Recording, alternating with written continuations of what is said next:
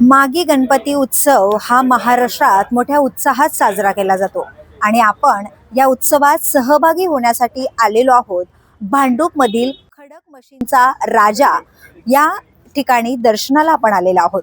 तर नेमकं मागी उत्सव का साजरा केला जातो याचं खरं कारण आहे की अधर्माचा नाश करण्यासाठी गणपती बाप्पाने कश्यप ऋषींच्या कुळात विनायक या नावाने अवतार घेतला होता आणि अधर्माचा नाश केला होता. त्या दिवसापासूनच या तिथीला विनायक चतुर्थी म्हणून संबोधलं जातं.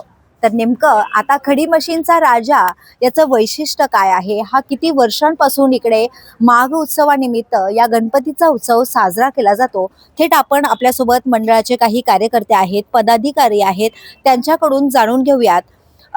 दादा, मला सांगा की खडक मशीनचा राजा खूप प्रसिद्ध आहे आपल्या भांडूपमध्ये आणि माघ तिथी निमित्त तुम्ही आता बसवला आहे गणपती बाप्पाला. तर किती दिवसांचा गणपती बसवला जातो, काय आख्यायिका आहे आणि गेल्या कित्येक वर्षांपासून तुम्ही या बाप्पाला इकडे विराजमान करत आहात? म्हणजे गेली 16 वर्ष, म्हणजे आताच आमचं 16 वर्ष आहे.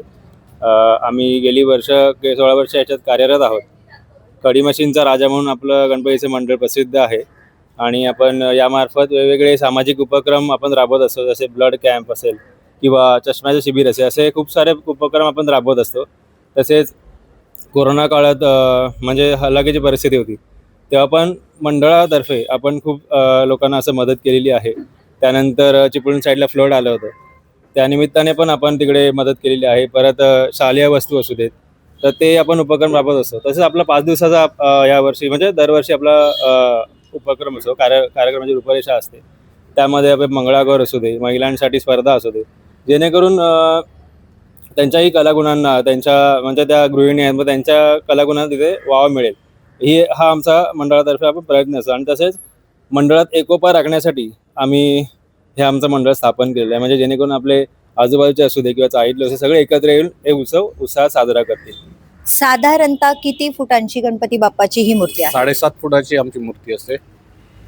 पहिली आम्ही म्हणजे स्टार्टिंगला आम्ही 5 फुटाची चालू केलेली, 5 फुटावरून आता 7.5 फुटाची आमची मूर्ती झाली. ही संकल्पना कुणाची होती आणि काय आहे हा इतिहास? म्हणजे जेव्हा 16 वर्षापूर्वी तुम्ही गणपती बाप्पाला सुरुवात केली खडी मशीनचा राजा म्हणून, तर काय आहे याचा इतिहास? पहिलं कसं झालं, पहिलं आम्ही रस्त्यावरती बसवायचो. तसं आमचे लहान पोरं, म्हणजे पहिले ही लोक सगळे लहान होते, त्या टायमाला आम्ही लोकांनी वरती चालू केलेलं. त्यानंतर मग आम्ही काही कारणामुळे आम्ही मग खाली घेतला तो, म्हणजे आमच्या माझ्या घरात बसवला. त्यानंतर मग आम्ही मैदानात चालू केलं. दादा, आपण जर या मूर्तीकडे बघितलं तर लालबागची राजाची प्रतिकृती आपल्याला पाहायला मिळते, तर काय आहे बाप्पाचं नेमकं वैशिष्ट्य? बरोबर, आम्ही गेल्या वर्षीपासून, म्हणजे गेल्या वर्षी आम्ही चेहरा बनवला.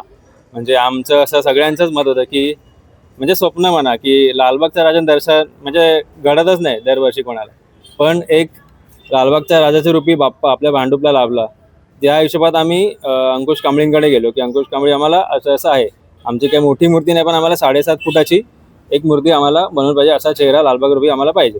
तर त्यांनी आम्हाला तो घडवून दिला. आम्ही गेल्या वर्षीपासून लालबागचा राजा इथे आणला आणि ही लालबागच्या राजाची मूर्तीकार अंकुशदादा कांबळी यांच्याकडून ही खडी मशीनच्या राजाची मूर्ती येते. हे आमचं वैशिष्ट्य आहे. तर आपण बघितलं की मागी जयंती निमित्त बाप्पाचा वाढदिवस असं समजा की या निमित्त खाडी मशीनचा राजा आहे आणि लालबागचं प्रतिरूप आपल्याला या बाप्पाकडे पाहायला मिळतं. कांबळी जे आहेत प्रसिद्ध मूर्तिकार, त्यांनी ही मूर्ती घडवलेली आहे. 7.5 फुटाची ही मूर्ती आहे. तर बाप्पाच्या दर्शनासाठी लहानांपासून मोठ्यांपर्यंत सर्वांचीच गर्दी या ठिकाणी आपल्याला पाहायला मिळाली.